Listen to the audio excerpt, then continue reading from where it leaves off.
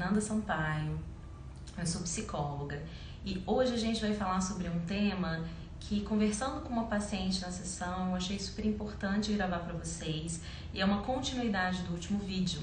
No último vídeo a gente falou sobre insegurança e controle e hoje a gente vai falar para vocês de um tema que é comum a todo mundo, que é a insegurança emocional. Você que ainda não se inscreveu no nosso canal, se inscreva, dê a sua curtida, dê o seu like, compartilhe, que pra gente a sua opinião é super importante.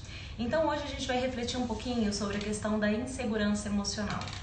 O que é isso? Por que a gente tem isso? E uma coisa que é muito importante falar pra vocês. Normalmente esse é um tema que quando a pessoa fala, a pessoa é insegura, e às vezes a gente não se identifica. Mas por quê?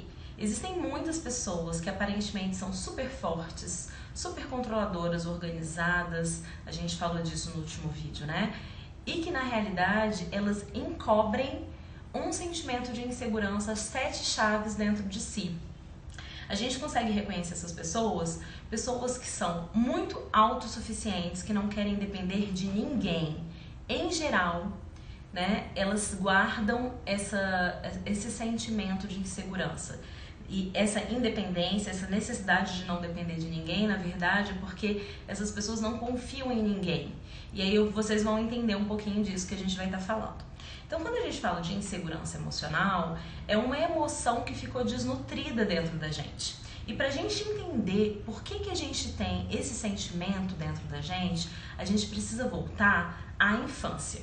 Mas antes de voltar para a infância, gente, como que a gente identifica se a gente é uma pessoa que tem insegurança emocional? É lógico que a gente pode ter isso em muitos níveis. Mas se você é uma pessoa que você se importa muito com o que o outro pensa de você, se você é uma pessoa confusa, que quando você toma uma decisão, aí você sempre fica com medo de ter tomado a decisão errada, você não consegue abraçar uma decisão com segurança e tranquilidade. Se você é uma pessoa que tem uma angústia existencial e uma sensação de desamparo constante, se você é uma pessoa que tem dificuldade em lidar com críticas e que quando uma pessoa fala qualquer coisa ao seu respeito, que na verdade não seria uma coisa aparentemente positiva, né? Mas que a gente sabe que são as críticas construtivas, você fica abalado, arrasado, parece que o seu mundo cai. Então isso são alguns sinais para a gente identificar como que anda a nossa insegurança emocional, em que nível essa insegurança está, ok? Acho que todo mundo se identifica um pouquinho com um desses sintomas que eu falei aqui. Eu me identifico muito com todos, venho trabalhando isso aí há muitos anos em mim, porque a gente acha que disfarça bem, no fundo a gente é super inseguro muitas vezes. Então, o que acontece, gente? Quando a gente vai entender a insegurança emocional, a gente vai voltar quando a gente era um bebê. E no bebê, a gente é totalmente dependente. A gente é dependente da nossa mãe, a gente é dependente daquele que cuida da gente. E nesse processo de dependência, a nossa segurança está no outro, né? Um bebê, a segurança dele não está nele, a segurança dele está naquele que está cuidando dele. Então, se esse bebê ele é desamparado desde muito cedo, ele começa a entender o quê? Eu não posso confiar no mundo. E se eu não posso confiar no mundo, eu preciso confiar em mim mesmo. Então, se instala esse processo de independência desde muito jovem. Só que quando esse bebê, essa criança, esse adolescente ainda não tem maturidade para ter essa segurança emocional. Então, ele começa a trabalhar com isso. Eu não dependo de ninguém, eu não preciso de ninguém, eu posso ficar bem sozinho. E muitas vezes é o que a gente falou, essas pessoas são aqui, sofreram maior desnutrição emocional quando eles eram crianças. E aí o que ocorre? Quando a gente tem uma segurança emocional, o que é o ideal? É que a mãe, gente, mães, escutem isso com muito carinho. A mãe precisa, o pai, os educadores, os cuidadores, eles precisam confiar no filho. Então é lógico que eles vão suprir toda a necessidade dessa criança, mas ao mesmo tempo eles vão confiar que esse filho dá conta, da vida. E isso começa nos primeiros passos. Se eu tenho muito medo do meu filho começar a andar e cair, é lógico que você tem que ter um medo para que ele não se machuque. Mas se você confia que ele dá conta e você tá ali amparando, sustentando aquela energia, ele começa. Primeiro ele colocou a segurança nos cuidadores e depois ele começa a ganhar essa segurança nele mesmo. Eu dou conta, eu sou capaz. E esse é um aprendizado que começa desde muito pequeno.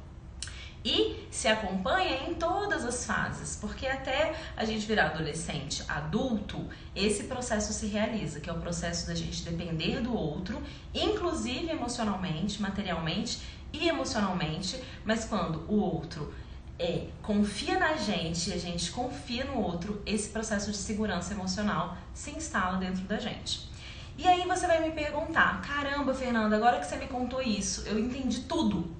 Por que eu sou insegura? Porque quando eu olho pra minha infância, e aí minha mãe não me cuidou, meu pai não me cuidou, minha infância foi muito difícil. Gente, eu não tô falando isso pra gente achar culpados. A gente teve a infância que deu pra ter, cada um teve a infância que deu pra ter.